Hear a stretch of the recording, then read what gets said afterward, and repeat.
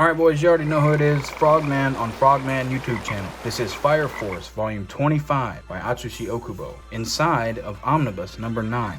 Go check out Fire Force, support the official release. Volume 25 was very exciting, very shonen, very central on some of my favorite characters. I got a lot of notes. I'm excited to share them with you. As always, boys, we open up to a giant, widespread, full double page shot of the initial landscape here. You've got Kurono and the giant out in front of the pillar. The giant has recently just shot a giant blast. And here's our first blue for this volume. My boy Ogun is back. Brand new boy, my boy Ogun. And this guy here, I actually couldn't remember his name. I had to freaking draw him, dude. I had to draw this guy to help remember his name, and I still don't know his name. But he's kind of a shithead. He doesn't like Shinra, so I don't like him. But I love my boy Ogun. Awesome character. Here's a sick Ogun attack for our next note. We've got an orange. Remember, oranges are standout panels. This is not a full page spread, but it's a giant vertical panel, and I think that does a lot for this attack. It shows how fast he's and then slamming down on this giant out here. Here's a blue moment. This is just Fairy. Fairies, remember this character here. Boy, he's talking that shit. He's telling Sho, I would have made a more worthy guardian for you, but you rejected me. You would have been better off with me defending you,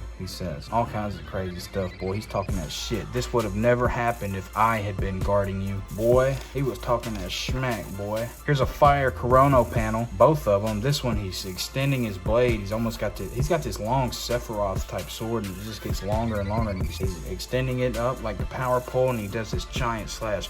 That's what it sounded like in my head. One more time. This giant sword. See, this is Kurono. That's the giant sword. It's awesome. The cliffhanger of that chapter is also very exciting. Shinra snaps into a link, and we don't exactly see who he's talking to. All we know is that the first pillar has actually erupted into flame, and now he is in a link with a character that we cannot fully see. Who is it? It's Inka. And these guys do something insane, and there's something I really want to talk about. Here's a very smart idea from Inka. Remember, blue is just standout moments. She says, look, if you take a look at the past and the world before the last cataclysm, maybe you can figure out what's going to happen with this one. And she says, look, I can't see everything in the future, but I can see you seeing the past. So take me with this is gonna happen. And Shinra obviously does it. He goes so freaking fast that you open up to this double spread. And this, I could honestly give this one a blue for the moment, but I gave it the double spread. Look at these guys' faces. And here's what Shinra says. I'll go kind of quick. I had imagined it before, the past, what Tokyo was like before the Great Cataclysm. I figured it was people no different from us, living their lives just like we do. I thought the only difference was that there was no spontaneous human combustion. That was all. Boy, was he wrong. You flip the page, and I got a blue moment. Like, what the hell is going on? These are real people. This is a real image that has been put in this manga. So obviously the world before the Great Cataclysm looked much like our world. That's what I'm getting from this. It looks just like our world. And obviously there's a scene later, and Shinra describes the form of, and he says, obviously these are people. You know, he recognizes the form, but it doesn't look like him. You know, creatures, they look like people. Flip this page, and he's trying to suppress, you know, this crazy, you know, feeling that he's having now, this madness that he's getting from seeing this. He can't wrap his mind around it, and then bam, here he is. He's locked up in a bed. And we find out soon that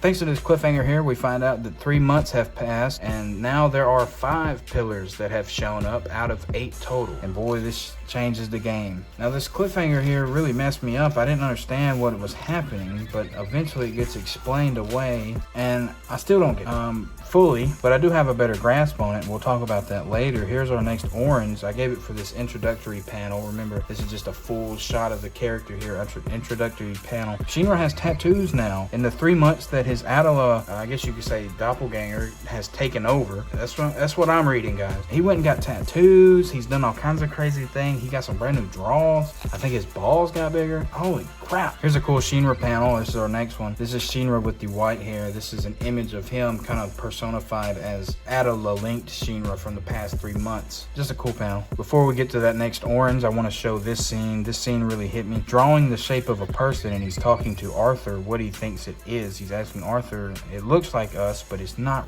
just like us. You know, it's humans from the past are just like us, but there's something about it. It's different. I gave this one an orange for the two panels here. This hand here, very hard shot to draw, very difficult. Bet you couldn't do it. And this panel here, this close-up of Shinra, he just looks so freaking, he looks crazy, dude. Shinra looks awesome right there. Next cliffhanger, this is Iris meeting up with Shinra for the first time since he has since regained his sort of consciousness and feeling back himself. I said damn on here because I felt like this interaction was about to be very awkward. Fortunately, it wasn't. Iris seems to have very good spirits, and that could have been very, very strange, very awkward, weird for Shinra to have to deal with that. Here's a fire moment, quite literally, and it's got a foreshadow in it. I'm going to tell you about what I'm thinking. Here's what I'm thinking. Obviously, Iris has awakened her powers. The world is getting closer, in essence, to Attila, and everything, as more pillars come out, the closer they get, okay? She did tell yesterday's Shinra-san, the Shinra that had kind of assimilated, that had been linked with Attila Shinra, as I'm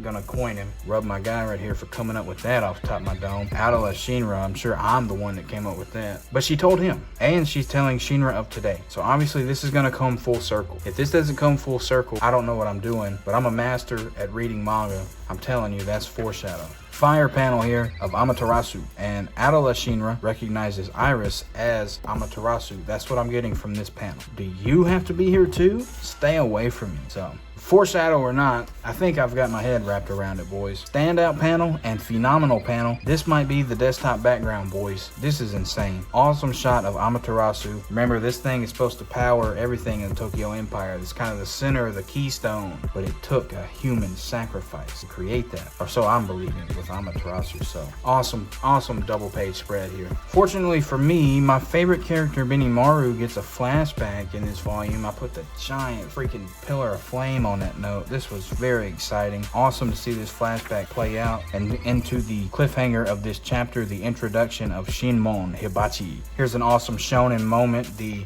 character we're rooting for is the same move as a master from before, and the master from before shows just how quite powerful that ability or move can get. It kind of blows Benimaru's hair back, and he's like stunned. He can't believe it. Classic shonen moment here. These panels are awesome, but this is going to show Benimaru how strong he needs to continue to push to be, which I think he will continue to top. I do think there's going to be a run-in with soon. And here's another cliffhanger. Not a cliffhanger. Here's another coincidence that I think means something much deeper. I think that quite frankly, the quick jump from Benimaru over to Joker in this moment and the focus on his eye, I think it's a doppelganger business. I think doppelganger business is going on, boys. I think it's happening. Give my boy a little pet for that one. If that comes true, holy shit. Speaking of holy shit, we open up to a holy shit note right here. Oh my God. Introduction of Shinmon Hibachi as a demon infernal. So this guy was already a beast. Now he's a demon. And he has these freaking horn type things. Oh my God, dude. This was so sick. And you flip the page. Holy shit again, boy. Remember, this is Captain Burns.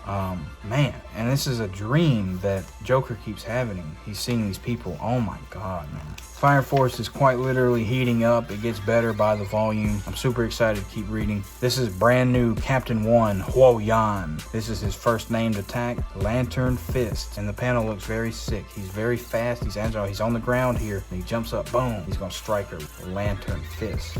Here's a standout panel here that I wanted to talk about. I did not give this one the note, but I want to say this is in what I will probably always refer to as an Agnologia panel, a very fast speed blitz panel in which the character that does the attack is in this quarter of the frame, and then obviously the background and who got hit is back here. Agnologia does this to a character near the final arc in Fairy Tail. Also, Kaido does this to Luffy at the beginning of Wano in One Piece. There's a Thunder Bagua panel that's very, very similar to this classic shonen panel. I know what the hell I'm talking about, guys. I know what the hell I'm talking about. Here's the end of that volume. So freaking fire. I gave this one the volume ender, not only for this page of Benimaru. He kind of has a twitch. Something's up. He knows, obviously, here as I guess a demon infernal, I guess. Man.